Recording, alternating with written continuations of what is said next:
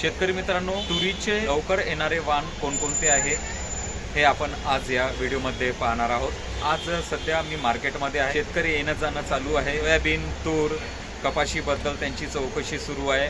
तर आजचा व्हिडिओ आपला आहे की तुरीमध्ये लवकर येणारे वाण कोणते आहे। तर यात मी आज तुम्हाला 3 असे वाण सांगणार आहे जे कमी कालावधीचे वाण आहे। तर यात सर्वप्रथम आपण पाहूया अजितचे केशर।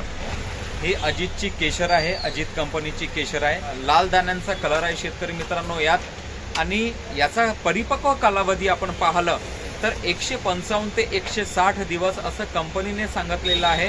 दाण्याचा आकार मध्यम आहे, हा लालसर आहे, काही पिवळसर सुद्धा आहे, जसं स्टिकरमध्ये दाखवलेलं आहे, चित्रात दाखवलेलं आहे। लालसर किंवा पिवळसर यासारखे दाणे आहे, मध्यम आकाराचे आहे।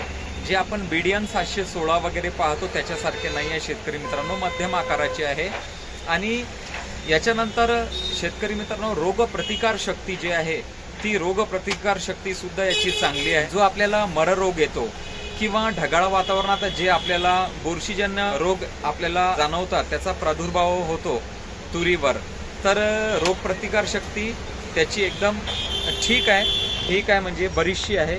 ही तूर तुम्ही लावू शकता। याचा सरासरी ॲव्हरेज जर पाहिला शेतकरी मित्रांनो आपण, तर 12 ते 14 किंवा 16 क्विंटल पर्यंत आपण पाहू शकतो। फुलधारणीत जेव्हा आपण फुलांचा कलर यांचा पाहिला तर पिवळ्या कलरची याला फुलं आपल्याला दिसून पडतात। याप्रमाणे पहिलं वाण झालं आपलं अजितचा केशर। आता याला जमीन कोणती चालेल, तर जमीन मध्यम, हलकी, मध्यम भारी या प्रकारची जमीन चालू शकते। कमी पाण्याचं जसं पाऊस कमी सांगितलेला आहे तरी हे तग धरून राहू शकते। आता याच्यानंतर आपण एक अजून वाण पाहू दुसऱ्या नंबरचं, ते म्हणजे अंकुरची चारू।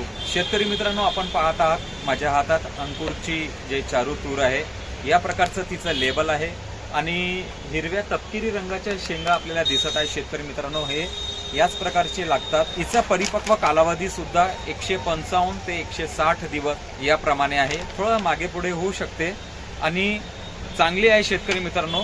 शेतकऱ्यांची मागणी जी आहे ती अंकुरची जे चारू आहे या तुरीच्या वाणाला मागणी चांगली आहे आणि जास्त आहे। शेंगामध्ये दाणे 3 ते 4 आणि क्वचित आपल्याला 5 दाण्याच्या शेंगा सुद्धा आपल्याला दिसून पडतात। हे झाड मध्यम उंचीचे, भरपूर फुटवे असलेले झाड ते आणि भरपूर शेंगा लागतात याला। सरासरी उत्पादन पाहिलं तर एकरी 12 ते 14 आणि त्याच्यानंतर 16 पर्यंत जाऊ शकते। नियोजन आणि छाटणी यांचे जे फांदे आहे त्यांची बरोबर नियोजन केलं तर उत्पादन हमखास वाढू शकते। बीज प्रक्रिया करणे आवश्यक आहे। आता या 2 वाणानंतर शेतकरी मित्रांनो आपण पाहत आहोत तिसऱ्या नंबरचे वाण, ते म्हणजे अंकुरची 13-7। आता अर्ली आपण लावतो तर कोरडवाहू शेतकरी जे आहे यांच्यासाठी खूप छान आहे अंकुरची 13-7। कालावधी तेवढाच आहे शेतकरी मित्रांनो, 155 ते 160 दिवसाचा। पाऊस कमी पडला, पावसाची उपलब्धता कमी राहिली तर हे जे वाण आहे तग धरून राहते। तसं तीनही जे मी सांगितले व्हिडिओमध्ये ते सुद्धा तसेच आहे। याची रोगप्रतिकार शक्ती सुद्धा चांगली आहे। तुरीवर म्हणजे बहुतेक आपण पाहिलं की मर रोग, जेव्हा सोयाबीन काढला आपण किंवा पाण्याचा निचराणी झाला तर सोयाबीन काढल्यानंतर आपल्याला आहे ना मर रोगाचा प्रादुर्भाव जो आहे तो जास्त दिसून पडतो, तर तेव्हा आपल्याला वाण निवडूनच घ्यावे लागतात। आणि मर रोग लागला सुद्धा त्याचे नियोजन पण क्लोरो आहे, कीटकनाशक आहे, त्याच्यानंतर मँकोझेब वगैरे आहे, थायफोनेट आहे, या प्रकारे आपण नियोजन करू शकतो। एकरीचा ॲव्हरेज सुद्धा 12 ते 14 किंवा 16 पर्यंत नियोजन चांगले असल्यास जाऊ शकते। दाण्याचा कलर हा लाल आहे, चांगला आहे, थोडा टपोरा दाना दिसतो आपल्याला। झाडाची उंची सुद्धा खूप छान आहे, मध्यम आकाराचे झाड आहे। कटिंग वगैरे केले तर आडवे ब्रँचेस सुद्धा जास्त येतात, फुटवे जास्त येतात, शेंगा खूप छान लागतात याला। तपकिरी रंगाच्या आपण शेंगा इथे पाहत आहोत, त्या प्रकारच्या शेंगा याला लागतात। तर शेतकरी मित्रांनो याप्रमाणे मी 3 वाण तुम्हाला तुरीचे सांगितले, कमी कालावधीचे 3 वाण तुमच्या समोर इथे सादर केले आहे। मी तूर कोणतेही लावाल तर माझा एक शेतीची मशागत कशी करावी व्हिडिओ आहे, तो नक्की पहा। याने तुम्हाला फायदा काय होईल की आपल्या जमिनीत आपल्या पिकाला मर रोग लागते, येलो मोझॅक येते, बुरशी लागते, तर शेतीची मशागत करताना आपल्याला नियोजन काय काय करायचे आहे।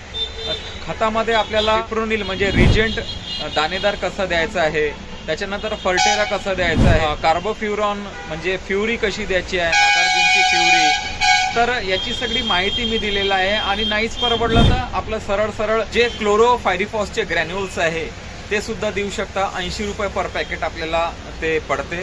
तर 4 किलो किंवा 5 किलो एकरी आपण देऊ शकतो.